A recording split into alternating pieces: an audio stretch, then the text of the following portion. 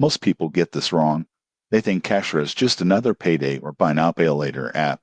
But the surprising truth in 2026 is that it's a hybrid platform combining early wage access, installment payments, and budgeting tools in one simple app. When used responsibly, Cashra can help you cover short-term cash needs without falling into a cycle of high-interest debt. Here's how Cashra works. The app lets you access a portion of your earned wages before your official payday, often within a few hours. It also allows eligible purchases to be split into manageable installments over a few weeks. Instead of traditional interest, Cashra charges a flat, predictable fee per advance or split payment, which makes budgeting simpler and avoids surprises at the end of the month. Cashra also includes dashboards, notifications, and repayment reminders. These tools help you track your spending, see upcoming payments, and avoid late fees. It even provides simple insights to help you plan your finances more effectively. The downside? Overusing Cashra can get expensive. Frequent advances or missed payments can quickly add up,